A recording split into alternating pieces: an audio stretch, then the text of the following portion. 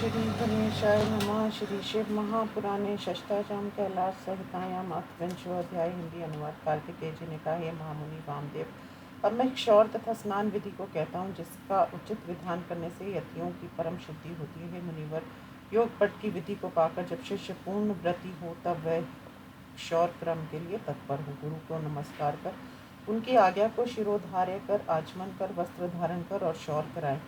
पहले नापित के छुरा तथा वस्त्र आदि को मिट्टी लगाकर जल से धुलवा दे। फिर नापित को भी हाथ धोने के लिए मिट्टी तथा जल दे। पानी से धोकर उन्हें रख दें। शिव शिव कहते हुए आंखें बंद कर दें। अनामिका तथा अंगुष्ठ से उस अस्त्र को अभिमंत्रित करें। आंख खोलकर क्षौर साधन छुरा आदि को देखकर फिर अस्त्र मंत्र से 12 बार अभिमंत्रित कर प्रोक्षण करे। तार मंत्र प्रणव से छुरा को लेकर दाहिनी ओर से नामपित से क्षौर कराए। पहले आगे के कुछ बालों को कटवाकर फिर शेष सभी बालों को कटा दे। एक पत्ता भूमि पर रखकर उसी के ऊपर बालों को डाले, भूमि पर ना डाले। मूंछ, हाथ पैर के नखों को भी कटवा ले। बेल, पीपल, तुलसी आदि की जड़ की मिट्टी लेकर 12 बार जल में गोता लगाए, किनारे पर जाकर बैठ जाए।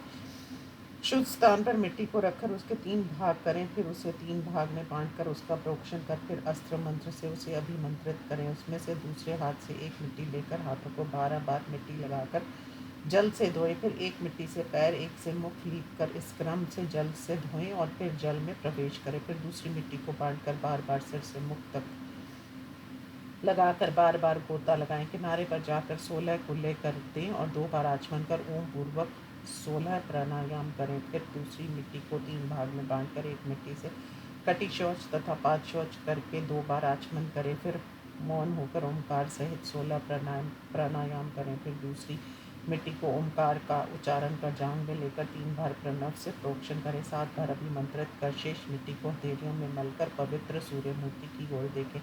दाहिनी हाथ से बाईं कांख में और बाएं हाथ से दाहिनी कांख में स्थिर बुद्धि वाला शिष्य उसे मले। गुरु भक्त शिष्य दूसरी शुद्ध मिट्टी को लेकर सूर्य को देखता हुआ सिर से पैर तक उस मिट्टी को लगाए। फिर वह उठकर हाथ में दंड लेकर मंत्र देने वाले अपने गुरु का ज्ञान निष्ठा से ध्यान करे। तब शिष्य भक्ति से साम शिव महेशान चंद्रशेखर का स्मरण करे, जो शिव समस्त ऐश्वर्यों के स्वामी है। गुरु शिव को भक्ति से 3 बार साष्टांग प्रणाम करे। पंचांग से 1 बार फिर उठकर प्रणाम करे। तीर्थ में प्रवेश करके डुबकियां लगाकर उस मिट्टी को कंधे में रखकर पहले की विधि से शरीर पर लगाए। उसमें से शेष बची हुई मिट्टी को लेकर हाथ से मिलकर सभी अंगों में लगाकर जल में प्रवेश कर शिव जी के चरण कमलों का ध्यान करते हुए 3 बार ओम कहकर विधि पूर्वक स्नान करें, क्योंकि वे संसार सागर से तारने वाले हैं। जल को अभिमंत्रित कर फिर ओम इस मंत्र से विरजा भस्म से अंगों का मार्जन कर भस्म स्नान करें। हे मुनि, सभी अंगों में सावधान होकर विधि पूर्वक शुभ त्रिपुंड लगाकर शुद्ध चित होकर मध्या की क्रिया करें। महेश्वर गुरुजनों तथा तीर्थों को नमस्कार करें। हे मुनि, परम भक्ति से पार्वती सहित शिव जी का पूजन करें, जो ज्ञान के दाता तथा तीनों लोकों के रक्षक हैं। तब वे दृढ़ चित्त यदि अपने धर्म में स्थिर होकर संजन ब्राह्मणों के घर भिक्षा मांगने के लिए जाएं, वह शुद्ध आत्म वाला साधु भिक्षा को 5 भागों में बांट दे। उसमें से दूषित पदार्थों को हटाकर भोजन करे। भिक्षु के केवल 4 कर्म हैं: शौच, स्नान, भिक्षा तथा प्रतिदिन एकांतवास। 5वां नहीं। भिक्षु के लिए केवल 4 पात्र ग्रहण है। 5वां नहीं। वे पात्र है तुम्बी, बांस की डालियाँ, लकड़ी या मिट्टी का पात्र, पान खाना, धातु का पात्र, वीरे को गिराना या स्त्री सहवास, सफ़ेद वस्त्र धारण करना, दिन में सोना, रात को भोजन करना, ये 4 कार्य साधुओं के लिए वर्जित है।